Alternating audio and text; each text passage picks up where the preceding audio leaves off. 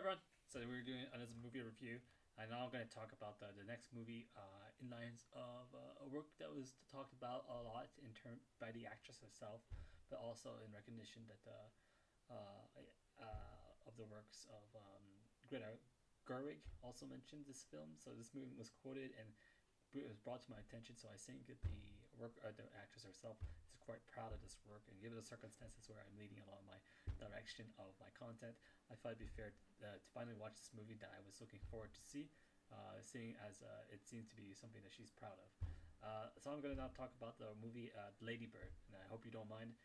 There's going to be some spoilers. This is a movie review, just to let you all know. So again, if you want to watch,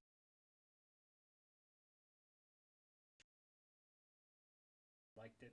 Personally, I felt there were certain things that was applied, but like let's start with what the basis of the structure of the film. Later on, talking about other aspects that I like to bring out from the film itself. So first of all, the movie is about adolescence, and it's also in lines of a characterization of interpersonal relationship within the construct of the film, and maybe also an externalization of means externalized. You can kind of like make it a pondering joke about this kind of thing. Again, this is kind of like the implication of what I talked to you before. Is the third wall break to make you feel things, the fourth wall break to make you feel things on certain aspects, if you are aware of circumstances or not, or if it's interpreted in that way or so.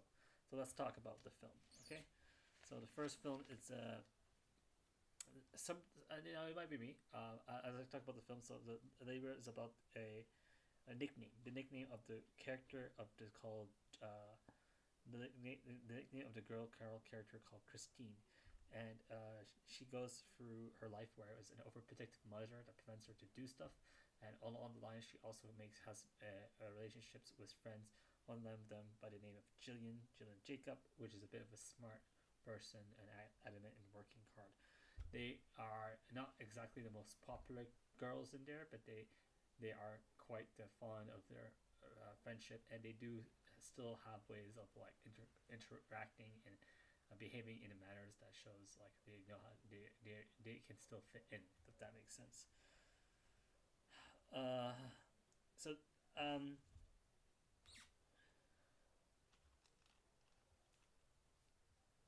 So Lady Bird later on meets on does some theater performance or something, or it comes along with making a relationship attachment to another character, and it starts off okay. It was a little bit of a fling, and later on leads on to a party where they make out and stuff and such and such, and everything kind of starts peachy and classy for that relationship, for one of the established relationship of the film.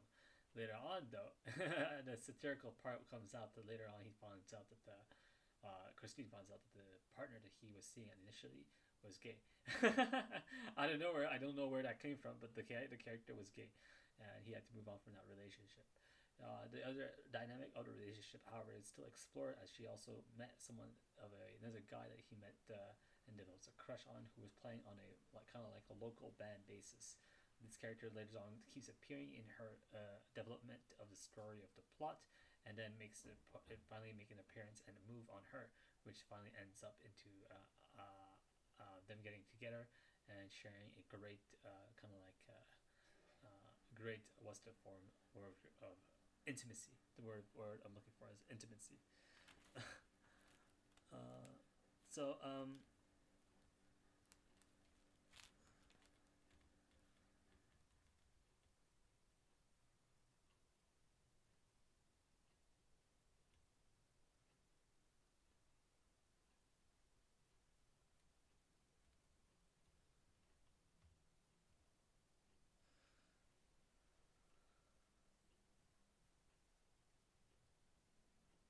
So a good portion of the film also comes down towards Easter eggs, from what I can understand.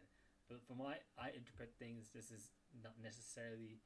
This can easily be interpreted as a meme movie, but I'm going to say that there's a good chance that this was done beforehand as well. So it could be a mix of the two.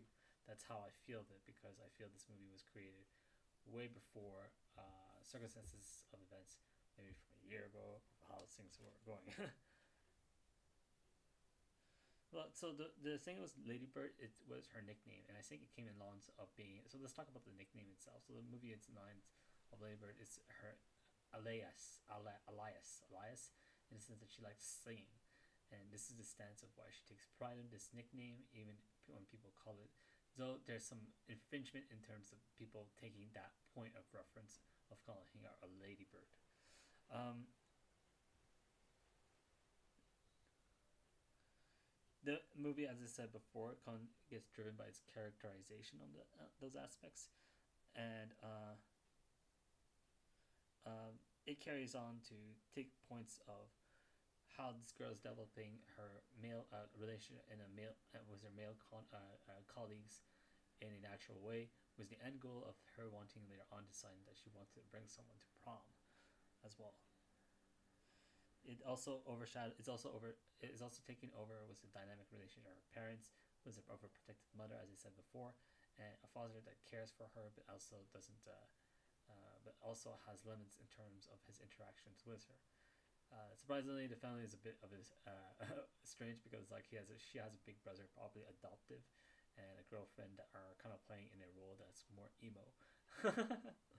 But their focus isn't never really overly focused with them. It's just like an Easter egg placement there to make it kind of comical in a sense, if you want to put it in that way, or at least that's how I interpret it. So again, let's talk. So let's talk about fleshing out the Easter eggs of this film. So the film has a lot of implications where even I felt there were certain lines that felt unnatural for the actress that she for her to feel completely submerged into it, like suddenly making the girl a bit of a bad boy or rebellion in terms of the things she says kind of felt unnatural, and the submersion didn't fit in. But as the movie went on, I felt gradually I could get into the character and believe that she's like living in that kind of scenario. That's the best way of saying it. Like she lives in that scenario. It's believable. It's not like she's reading a line.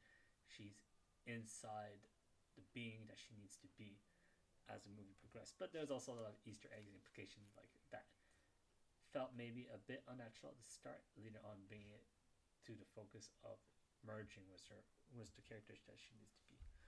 Um, I think I have way more points in lines of Easter eggs for this kind of film, if I have to be very honest. Yeah, but we're gonna go flesh these out naturally. That's okay. Uh, so generally, I think the impression was like there was a self-conscious aspect. So the girl it shows adolescent girls are always very aware of their weight. So they were eating a whole bunch of chips and saying we're gonna get fat from this, and and then I think this is just a token of affection for all people. Live with it in the moment for the opportunity that you're giving onto it, and accept that and see make the best out of the situation so you have fun. Really, if like things were to the point where too much was going to happen, then I hope the right people would take action and take a stance to say this is wrong, and put their foot down to say to imply like this needs to be stopped in the best way possible. I think there's probably a lot of attempts made already for this in a way that seems positively construed was a majority. uh, you can just also set a snippet of Easter eggs that would go and give you a bit of a jab, but that's not. I don't need to go there. That's fine. And then yeah,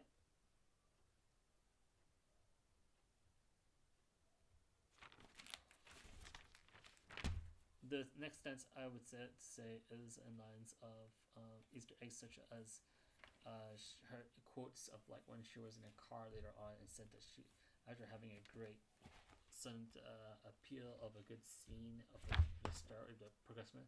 From my perspective, I took the impression she said she feels pretty happy to be married to Jesus. Putting aside the silliness of that word, but I can live with that. So like yeah, so like there was a lot of good scenes that made me kind of chuckle and laugh, and like one of those scenes was the one with Timmy Chalamet, and no, I forgot what his character name is at this point, right? But like, and this one was Christine and the bandmate. When they finally get to the point where they're finally able to cross connect and fail, like they were able to pursue that romantic attachment after the breakup was the guy that he was before, which was who was gay and later on turned out to be, and then it turned out that she tricked she tricked Christine into like getting in bed with her, and it totally devastated her. She completely felt destroyed by this revelation in lines of her expectation. Uh, let's put it in this way. Uh,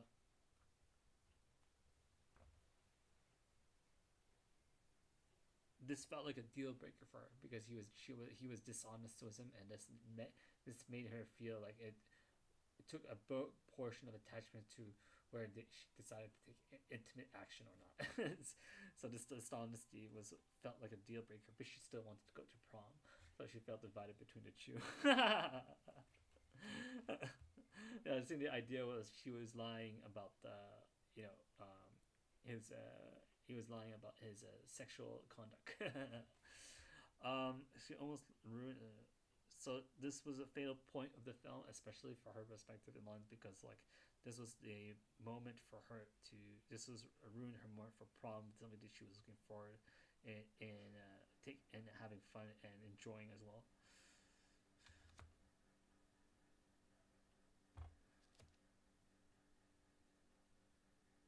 And later on, as they were picking up dresses, and I can't remember all of it, but there was a fear that the actress was talking about the way that the progression was going to go.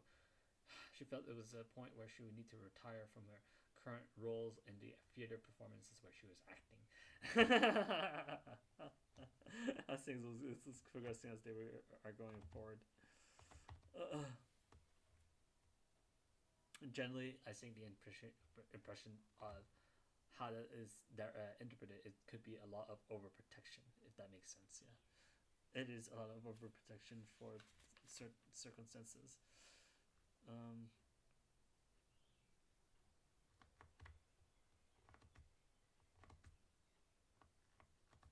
so I'd like to also take aspects of when well the first relationship. I like to establish certain scenes as well in talking about it because I thought that was kind of funny, in lines of like this modest guy taking a stance of like I can't remember the exact scene, but it talked on lines of Sweet Blood implied that intimacy was something that would desecrate the expectation of finding romance and love in the demeanor of perverted actions, as saying he was uncomfortable to be with around for the first character. So I'm going to say this right now because the male character did that stance. This will be the biggest regret in your life. You get a chance to touch a boob, you go for it. 100%. Telling you from experience, okay? These things, women's temperamental about these things can change. You don't know. So that could have been the only chance you're going to have that for that implication, and then this can bring out the worst of your future prospect in life and your reputation. Go for it. Alright, now that we've taken out the really serious part of the aspects of some of the films out, let's talk about some of the other things that I feel are always interesting. So, what would I like to say in lines of compliments? So I gotta say, uh, like in terms of compliments, it was never really characterized what kind of bird would fit in Churchill's role and role in this film, but a beautiful mockingbird which has a nice grayish plumage found in America, and it has ability to and mimic all types of calls and song as birds, but they are can be done in a satirical manner, as she's playing in her roles of expectations. That's the snippet line over there. That was if the implication of a bird is what she is, it would be a mockingbird. But the ladybug, which can imply dangers, which is the implication of certain of them, which are pretty insects and well, are some of the color coordination that I would place in terms of how I interpreted things as well, despite the title name. In Kokisinan. And the dynamics of the I already explained and fleshed out the dynamics, because if you guys are already used to seeing these kind of films now in that kind of manner, then you'll know that the engagement with the audience is all dependent on what you call on how attached they are to memes. So the engagement are a fourth wall break, and the engrossment is coming in lines of its humor, it's the interpersonal relationship of the character, and it's her developments towards independence. So it's a bit of a slice of life thing. So it takes aspects of relatively real life expectations that normal girls would be going through during their teenage or early 20 years, I feel. So in that kind of sense, for connectivity, I'm going to give this film. For connectivity, those are the points that would drive the film into getting engrossed in the film. It's a very chillax film, to be honest. There's no serious undertone. A lot of it is just being satirical, hence Mockingbird implication, the joke there. So let's talk. And so lastly, I'd like to also point out one line that I thought was good, but the lines also play a lines of satirical, but that were the ones that I thought was the funniest. So as she was having a nice scene with one of his first boyfriend in place of where the film direction was. The quote I really enjoyed was when they were stargazing. And it's such a cute kind of thing you do, right? You go on the lawn and look at the stars and just try to see if you can describe and talk about it, right? So one's gotta imply picking stars at night between the bright one and the dim one. In the middle is their star, and the guy said, "This is a star that I wish to name after you." It has a poetic sense. Now I'm going to tell you this because I've seen it as a movie reference. Technically, at some point, it was legal to buy a star and name it after someone, and this was shown as a romantic gesture in modern day life, where you could buy a star and then like license it, right? So that star was yours, and you could name it after someone, which has a nice poetic, romantic sense. These days, I don't think anyone does this anymore. So my last little bit jab there towards Christine in that film was that the boyfriend that he had, that could be an externalization of real life. So you may mock Jesus, but really, that was exactly the type that you know, um, the band guy would go for those kind of girls. So if there's problems that out there, it's because you went against the Lord's word there. Just say, you can't be picking a side that's against mine. Sorry. You can't be taking a side that's against the bishop, right? Doing some divination here, I would say the stars have shown me a sign. It seems that romantic prospects have lost faith in you. Joking. So, in terms of score, this movie does play more heavily on themes and memes and satirical humor. So its score is a bit higher from the last movie review. I gave it calculating all the points that I gave for my rating system. I gave it a 71.42% score, and that puts it very close to the recent movie review for Devil Wears Prada. Was it having a bit of a higher score just because of the bias of how I rate my movies. And that's it. That's my movie review for Ladybird. I hope you guys enjoy it. And please, if this review was good for you and you enjoyed watching it, please interact with me in my comments to tell me if you agree with everything that I said and had fun watching this. Or if you're watching a review, which I kind of already warned about spoilers, well, I hope after the review you can still watch it, because there's a lot of details that you could go and watch it for yourself, and maybe you can appreciate some things or not. The movie is alright.